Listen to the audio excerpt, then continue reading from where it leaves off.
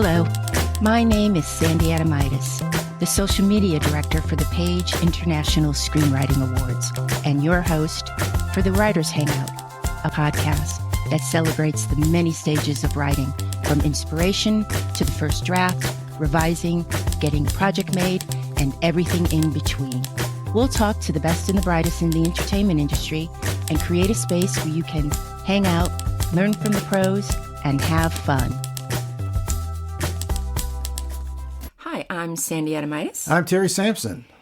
Terry, you were kind enough to do a deep dive on what's going on with the strike. The strike is over. But before I get into the specifics, I'd like to clear up some rumors that are floating around about this agreement. Yeah. The rumors were wild during the strike. They were nutty. The payments made to WGA writers would be Nigerian Bitcoin. From your executive producer to the line producer, you must address as Your Majesty. And the third one shouldn't even be a rumor, because you should always be able to use the restroom whether you have finished your script or not. It's just not healthy. No, so don't do that. But the stats are that this was the second longest strike in WGA strike history. So we got the silver medal this year for that. On Tuesday, September 26th, the union's leadership announced that they'd voted to end the strike and recommended the membership vote in favor of ratifying the contract. Were they happy with the deal? We can say with great pride that this deal is exceptional, with meaningful gains and protections for writers in every sector of the membership. This sounds good to me. Sound good to you? They pulled a rabbit out of a hat. It's a great deal. Especially when you're talking about increasing the minimum wage and compensation, increasing pension and health funds, improving terms for the length of employment, the size. Oh, interesting. I didn't hear about the room. I forgot about that. Can you tell us a little bit? Especially in streaming productions in which they would say, we're curious about whether a show like this would happen. So why don't you get you and a buddy in and write us an opener? And they'd look at the opener and they'd think, oh, this will be great. We need 2 more. And before you know it, it ends up being 4 people who write 6 episodes. So the money is, what is that, 25% of what they usually have to have to get it worked up? You wouldn't get your quote. You could be a executive producer who is a 20-year resume sitting next to a newer writer who maybe was a staff writer who's never been staffed before. And you're both making the same amount of money in the room. Yeah, that's cheap. That's disgusting in my book. Yeah. The residuals will be better, including foreign streaming residuals. That's great news. The streaming thing is a really important, it will play out big as time goes on. To even get streaming residuals from the streaming guys was a huge win. Then came in the AI question. That was another big one. These were the 2 things. There's agreement that doesn't prevent writers or productions from making use of generative AI, but prohibits using software to reduce or eliminate writers and their pay. In other words, they can't make him use it, but upon consent, they can use it. Great. Yeah, of course, I was smirking at it because by the time your boss comes and says, hey, listen, pal, you better get that AI thing going. You are sucking so bad. The pages I've gotten are so horrible. We'll take AI at this point. Please. Terry, we're going to do an improv, and you're going to come in and tell me that I have to use AI. Okay. Hi, you know me. I'm Bob, your boss. Oh, hi, Bob, the showrunner of this TV series that I'm working on. Hey, how come your laptop is so clean? Have you been using it at all?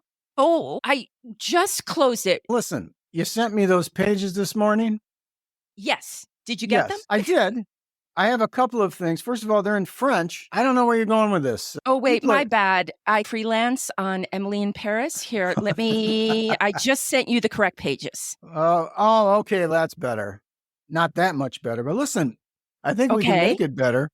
Have you heard of the AI? Yes. I think the AI, it's time for the AI. And think of it, instead of the character melting into the sidewalk like you wrote, let's say they stay alive for another couple episodes. What do you think? I thought that having the star of the show melt into the sidewalk would get more eyeballs on my episode.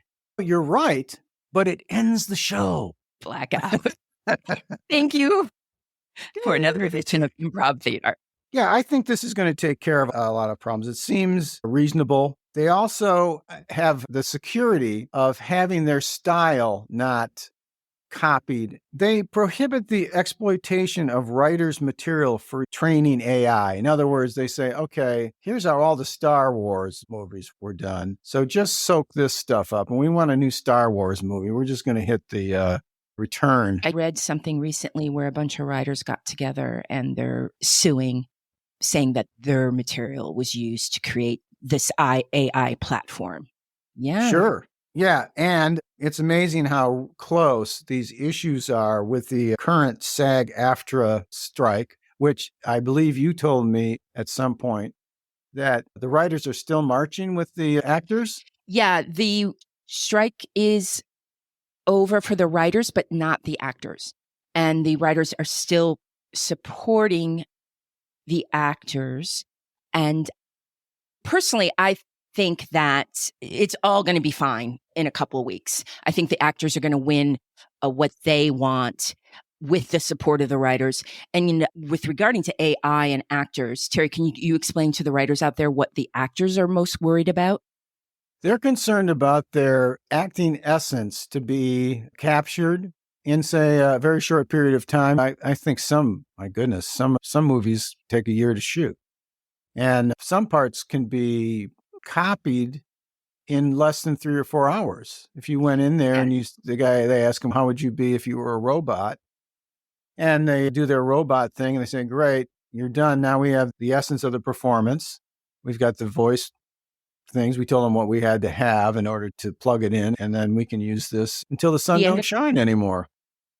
Forever. Which is, I just feel is so wrong. If you go in and you work on, say you're a voiceover actor and you're working on an animated project, they have the right probably to do whatever they want with your voice for that project. But they now want you to leave, close the door, and then for the rest of time, be able to use your voice in other entities, other projects, or your image. It's insane. Yeah. Next thing you know, your depiction of Bob the Squirrel is in Indiana Jones 10. You didn't know that. Know that? Wow. Anything else? Yes. I think specifically, it's not actually buttoned up. I think it's a done deal. But in the research I did, they always wanted to say this actually isn't signed. Correct. The agreements are all initialed, and they expect them to go down.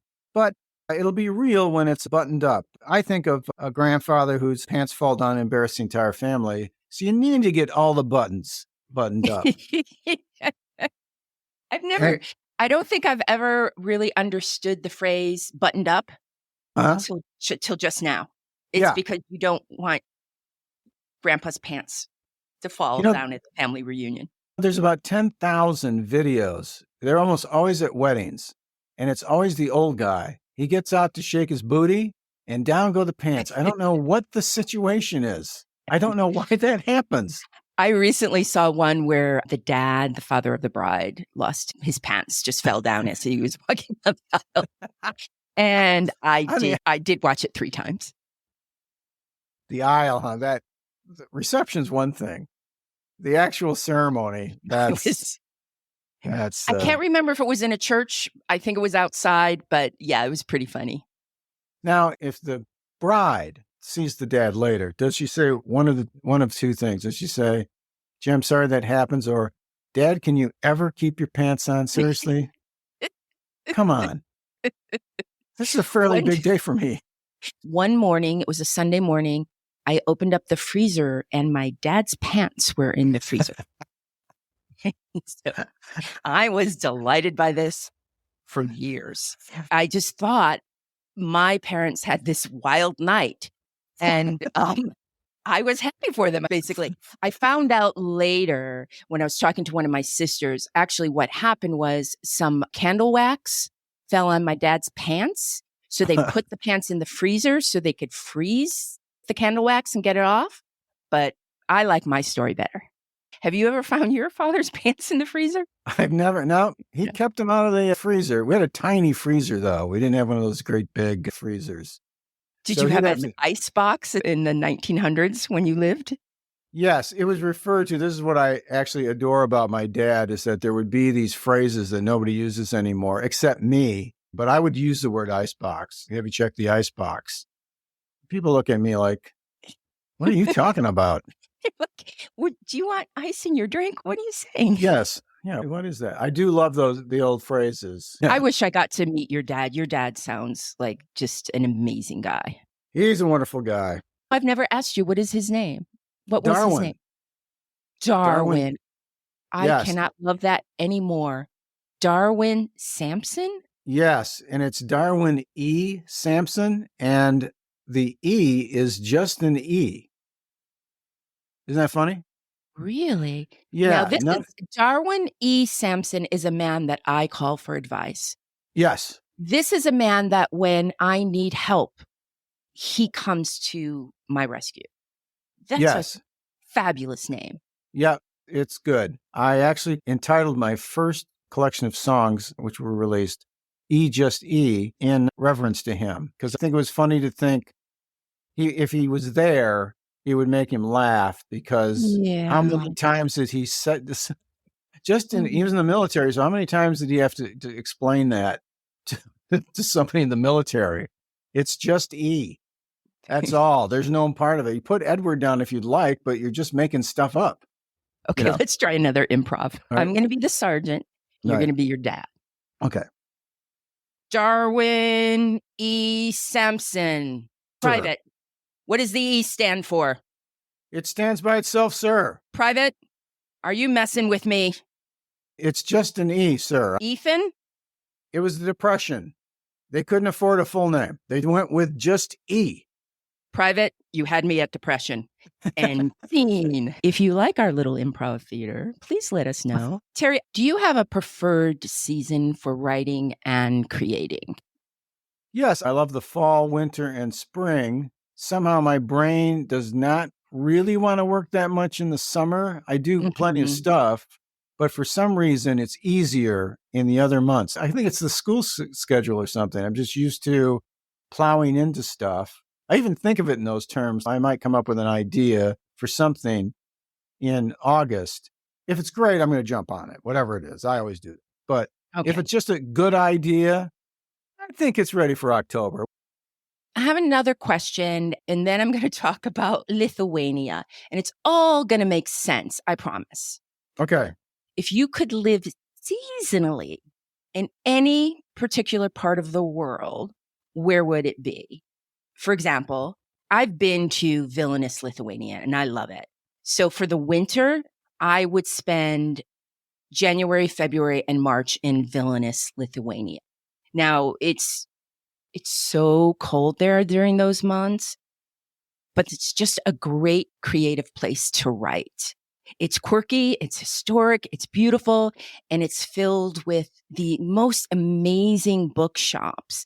And they have this little town.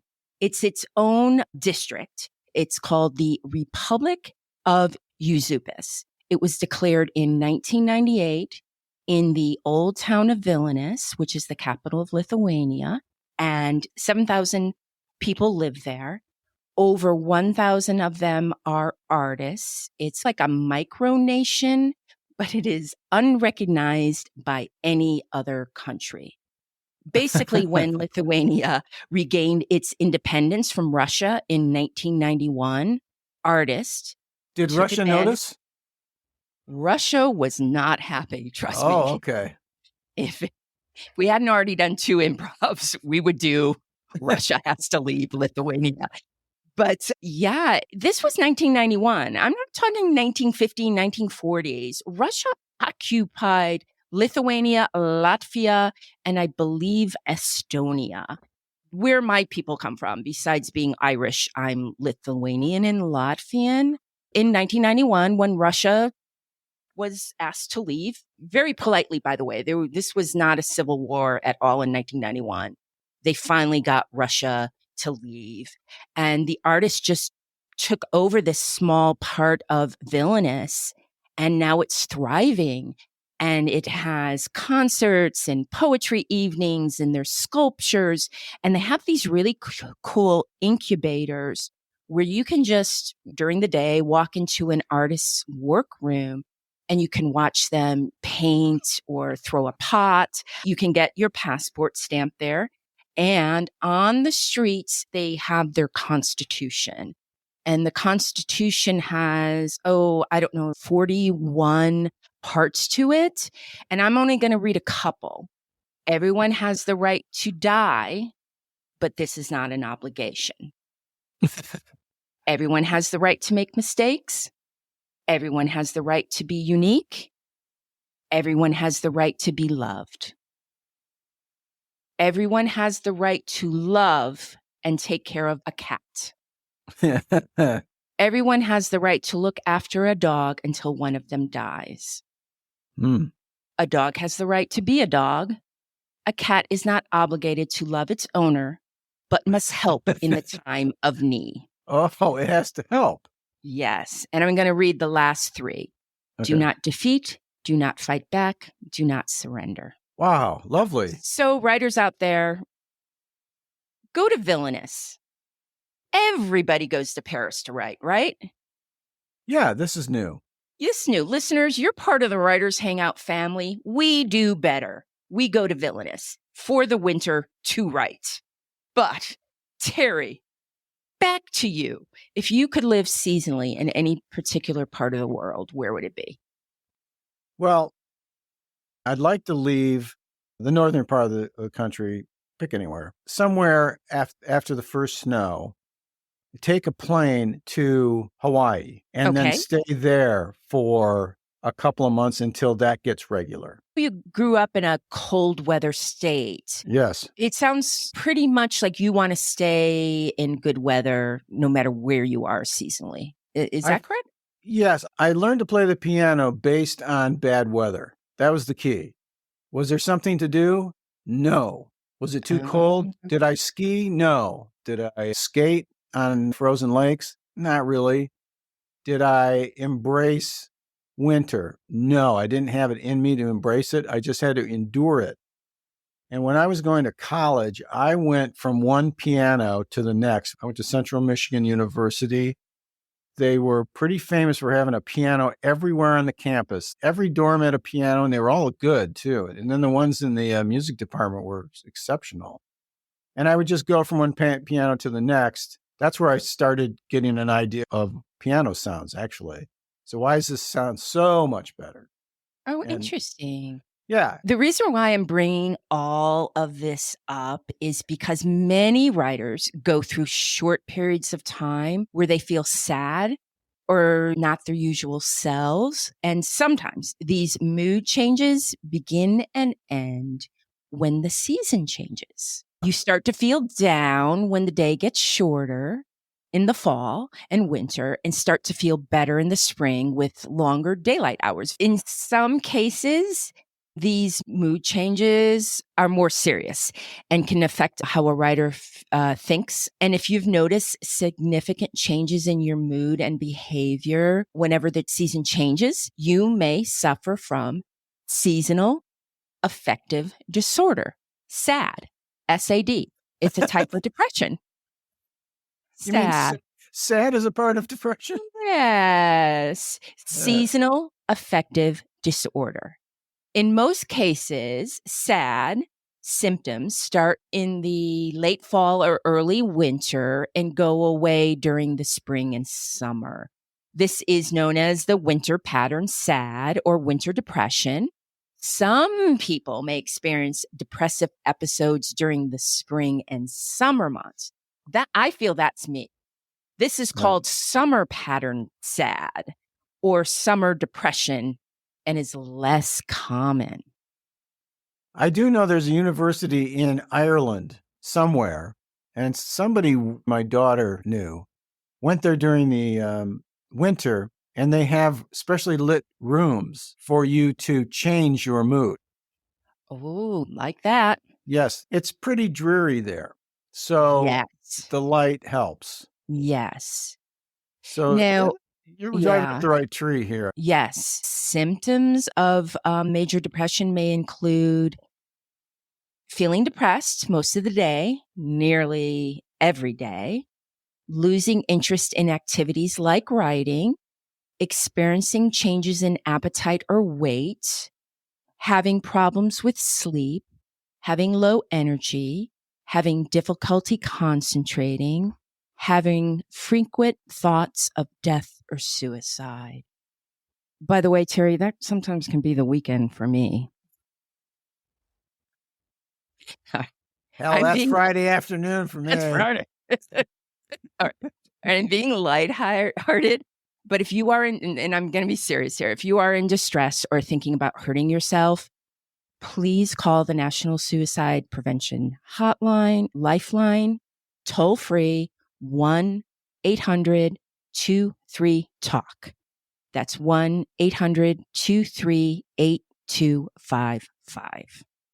Who, besides writers, develops S.A.D? Millions of American adults suffer from S.A.D. Although many may not know they have the condition, S.A.D occurs most often in women.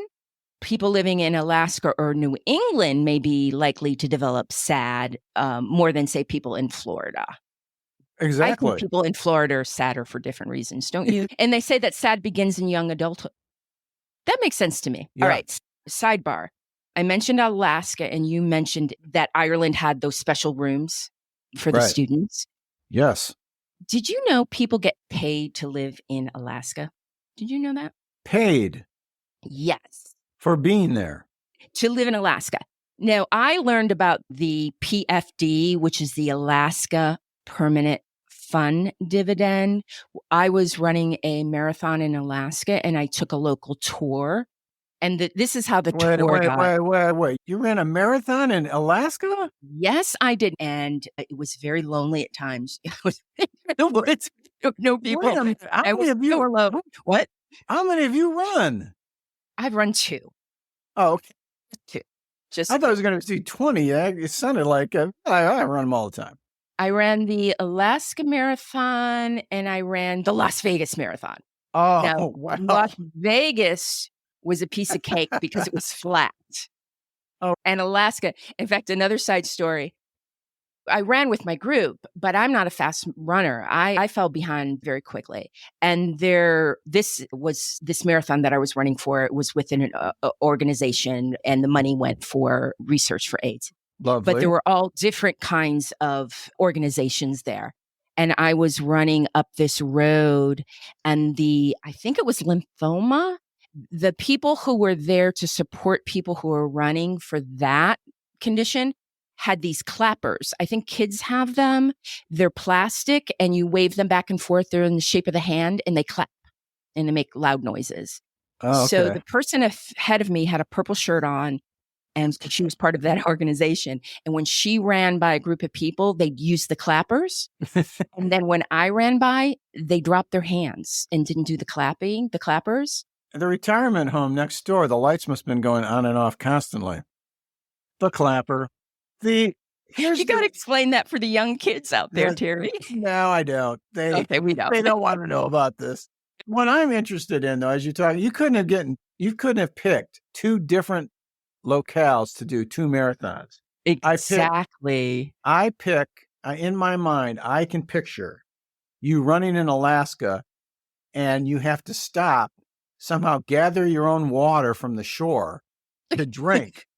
And then crawl back out of there, back to the track, and keep running. Whereas in Vegas, I picture 12-inch size cocktails. They're just handing out as you run by. Exactly. Okay. So anyways, when I was on this tour in Alaska, it was presented to me in this way. It was, hey, did you know, the tour guide was saying that we pay people in Alaska to go on vacation. The state will give you a couple $1,000s a month because they understand that being here all the time is detrimental to your health. So they give you money. So I looked it up. Actually, what it is, it's called the PFD. It's a permanent fund dividend. And it's rebate money given to the citizens from oil. But there is a kind of tribute to saying, we are also giving you this money because we know living in Alaska is tough. But in the money fluctuates. Like in 2022, they got $3,284 each. But the year before that, they only got $1,000. So that's Alaska. What causes SAD? Do you want to give a guess? $1,000 less. That would make me sad. I know I go the next year, I get an extra $1,000. I was switching. What causes SAD in general, Terry? What do you think? I don't know. Research indicates that people with SAD have reduced activity of the brain chemical neurotransmitter serotonin. Oh, my friend serotonin. That serotonin is really important. Negative thoughts and feelings about the winter and its associated limitation and stresses are common with people with SAD. That leaves us out, though, right? We pretty much have it easy in the winter here. Yeah, we have it easy here, but you got to embrace the seasons as they come on. You got to go, because you notice that human beings have assigned different things coming up in order for us to not feel the depression. Yeah, Christmas coming up. There's Thanksgiving, which is a fantastic holiday. And you like hop from one to the next in the drearier part of the year. Yes. Now, which leads me to, how is SAD treated? For writers, for everybody, for writers, know that it's a cycle, that bad times will repeat, but so will the good. And there are treatments available. There's, as you mentioned, light therapy, psychotherapy. If it's really debilitating, antidepressants, and vitamin D that we just mentioned. And here's my tip, not based on science, per usual. Ambiance.